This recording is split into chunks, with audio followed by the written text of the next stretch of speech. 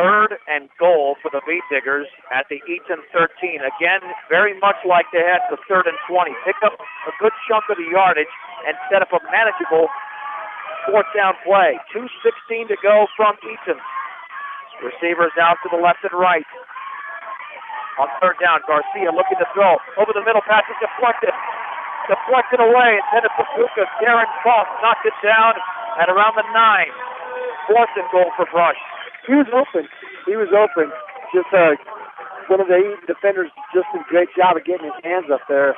Foss is a big, tall kid, but he had a hard time throwing it over the top of him. The Beat Diggers have eaten up nearly 5 minutes on the drive. 4th and goal from the 13 with 2:13 to go in the game. The Reds lead by 5. The Beat Diggers came back valiantly and took the lead. Lucas, the receiver, to the right.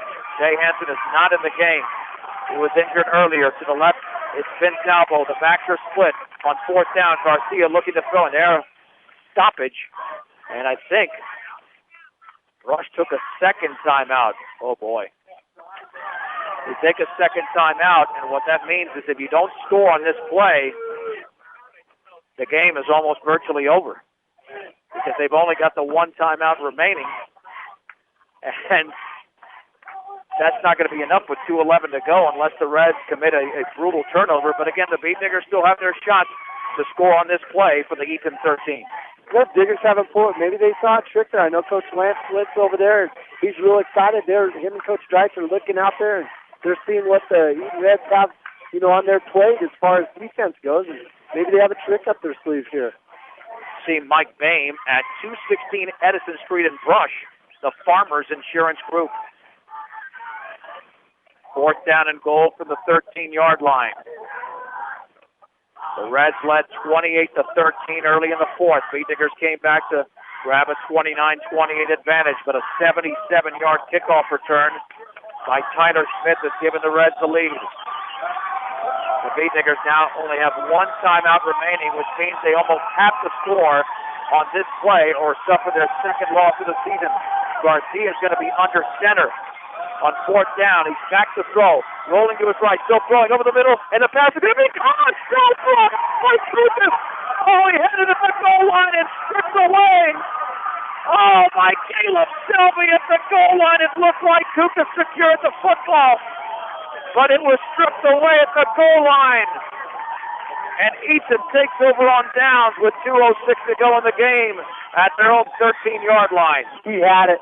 It was in his hands. If he would have been able to secure it just for another millisecond, we might have seen the touchdown call, but Selby reached in there and just ripped it out of his hands. 1st and 10 for the Reds at their own 13-yard line. If the Beat Diggers do not stop the Reds, first of all, there's only one timeout remaining. A 1st down seals the game. Ball is under center. On 1st down, there's the give on the right side. Joe Rosenbrock comes on a blitz and nails him right at the line of scrimmage. He was able to squeeze a yard, and that would be Lincoln Corral. Well, they gave him the 15-yard line. That's a generous spot, a gain of 2. 2nd down and 8. Clock continues to run. 1:43 to go. The Beat Diggers will get the football back if Eaton does not get a 1st down, but they'll only have about 30 seconds left. On 2nd down and 8 from their own 15-yard line. Ball is taking its time. 1:26 to go and running. Now he's under center. Man in motion to the left. There's the give on the left side, and a very short gain of 1. That was Corral again. Now the Beat Diggers call a timeout, and it was to the 16. Maybe the 17. Yeah, those 16. 3rd and 7. 1:15 remaining. The Brush would get it back with about 30 seconds to go, Dave. You would assume here that the ball's going to, I would think, the quarterback's going to keep it in his hands. It's going to be a bootleg or something or a quarterback draw. Yeah, we've said it so many times. You got to go with your best weapons, and he's definitely been their best weapon tonight. I'm just surprised that they didn't just spread everybody out and let him run with the football, like you said. Yeah, I don't know why you go another angle here, but we'll find out what Eaton does. 3rd down and 7 from their own 16-yard line. with 1:15 to go. The Beatniggers have no more timeouts. That's why that last timeout they took right before that fourth down play was a critical one, because they could have more time with the football back. But instead, like I said, 30 seconds, maybe 25. And for any shot, they're going to have the football at the very least at midfield. At the very least at midfield. And then if they don't get it even at midfield, they'll have to pull off a hook and ladder or something, some type of gadget play in order to get the ball into the end zone. Yeah, it'd be fitting, because that's kind of what Eaton's done to us tonight all night long, a lot of gadget plays. The Reds call a timeout after the Beatdigger timeout. What a game this has been. The Reds led at the break 21-7. Beatdigger defense has actually been very solid in the second half. For sure. Absolutely. Remember now, they had position, they had the interception down there when the ball bounced right into a player's hands for a touchdown. And then Eaton scored on that long kickoff return. So 2 touchdowns, 14 points. It's 29-20, except for those 14 points on, 2 just real fortunate plays there by Eaton. 3rd down and 7 from the 16. A first down will seal it for Eaton. The Beatniggers still have life if they can stop the Reds on this play. Under center is Tony Ball. On 3rd and 7, he will give it off on the left side to Corral, and across the 20 to the 21. He picks up 5. Joe Rosenbrock makes the tackle, short of a first down, 4th down and 2.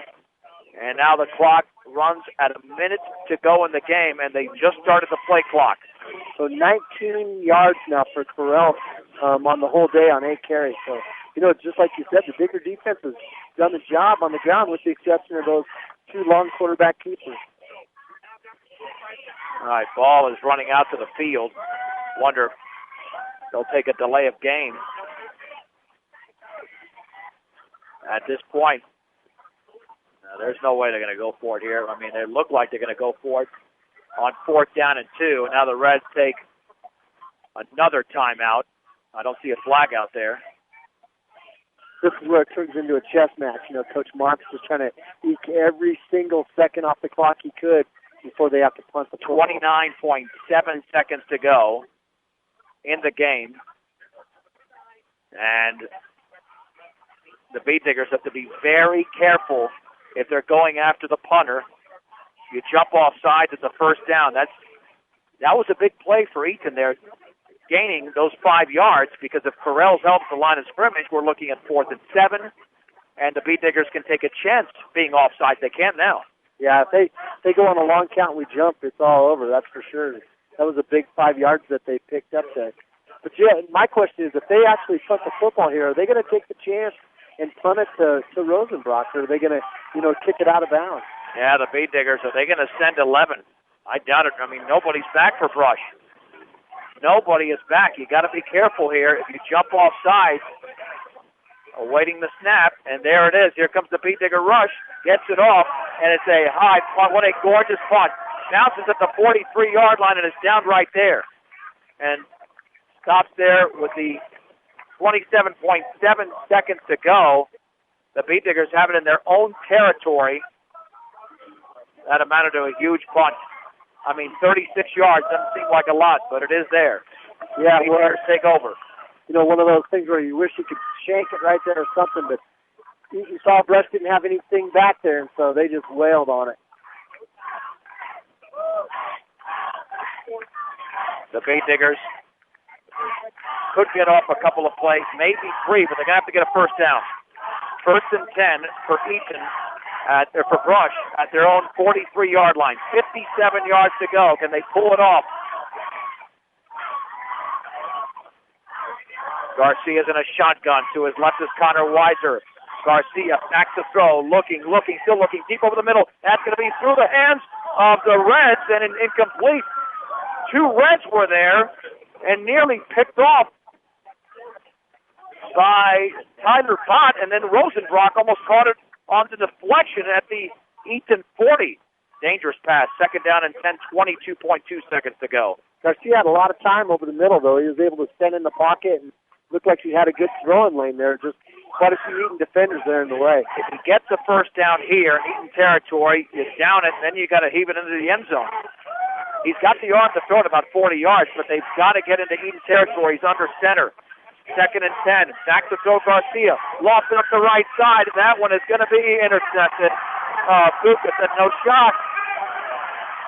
Intercepted over there along the far sideline by Caleb Selby, and the Reds are going to pull off the victory.